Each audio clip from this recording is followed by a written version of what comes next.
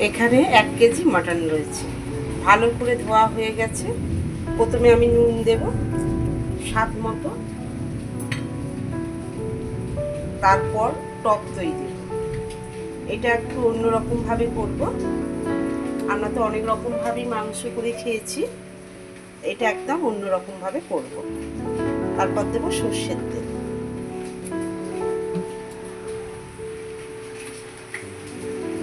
হলুদ,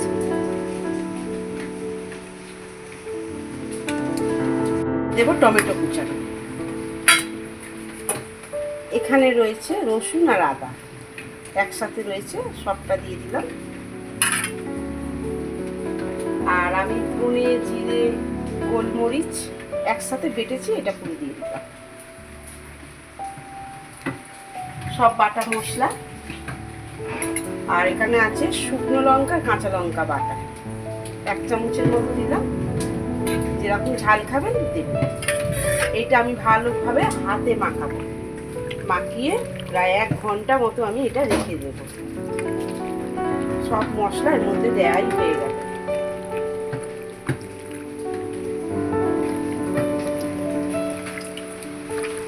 প্রায় তেল দিয়ে দিয়েছি, এবার আমি আলুগুলো দিয়ে দেবো। এগুলো দিয়ে আলুগুলো মাংসতে আলু আনলে ভালো লাগে। একটু হলুদ দিয়ে দেবো।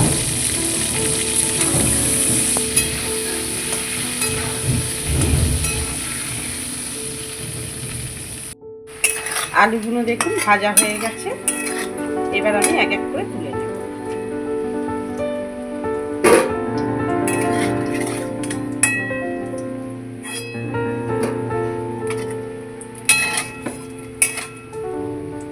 ওই তেলের মধ্যে দেখুন আমি জিরে আর 2টা তেজপাতা দিয়েছি। এবার আমি এখানে দেখুন এই যে 500 মতন পেঁয়াজ কুচিয়েছি, এটা আমি সব দিয়ে দেবো। 1 কেজি মাংসে 500 পেঁয়াজ, এটা একদম লাল লাল করে ভাজবো। পেঁয়াজটা দেখুন ভালোভাবে ভাজা হয়ে গেছে, এবার আমি মাটনটা দিয়ে দেবো।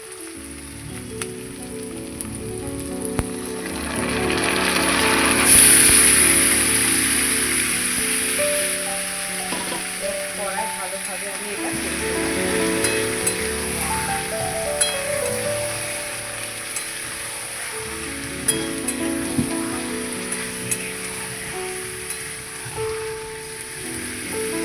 ঢাকা দিয়ে দিয়ে বসবো।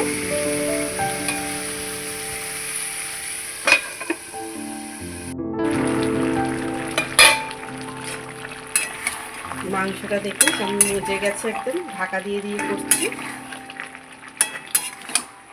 ভালোভাবে কষানো হয়ে গেছে, আর একটু কষাবো এই কাশ্মীরি লঙ্কার গুঁড়োটা দিয়ে কালারটা আনার জন্য। আবার ঢাকা দিয়ে দেবো, ঢাকা দিয়ে দিয়ে মাটনটা করবো।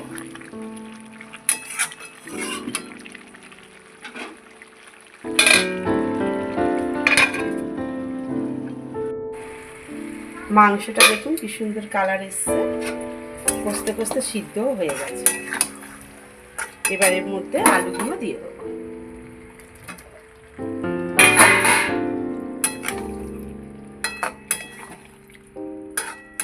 মটনে একটু আলু থাকবে তবেই ভালো লাগবে। আর এখানে দেখুন জল গরম করেছি, খুন্তিটা ধুচ্ছি এর মধ্যে, জলটা গরম করছি। এবার এই জলটা আমি দিয়ে দেবো এর মধ্যে, দিয়ে এবার ভালোভাবে ফুটবে, অল্প আঁচে রেখে দেবো। জল পড়বে না।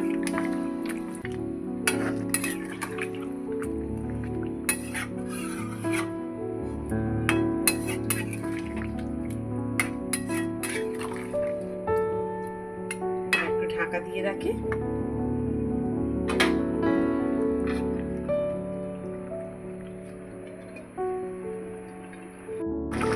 মাটনটা দেখুন আলু মাটন দুটোই সিদ্ধ হয়ে গেছে। এবার অল্প একটু মিষ্টি দেবো, একটু চিনি ছড়িয়ে দিলাম। চিনি চিনিটা দিলে স্বাদ একটু অন্যরকম হয়ে যাবে, দারুণ লাগবে খেতে। এরকম ঝোল ঝোল রাখবো।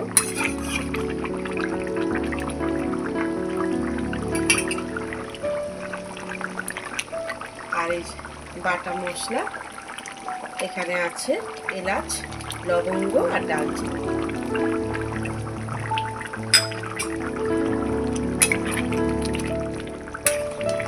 আজকের আমার এই মাটনের রেসিপিটা কেমন লাগলো বলবেন। বাড়িতে অবশ্যই বানিয়ে খাবেন।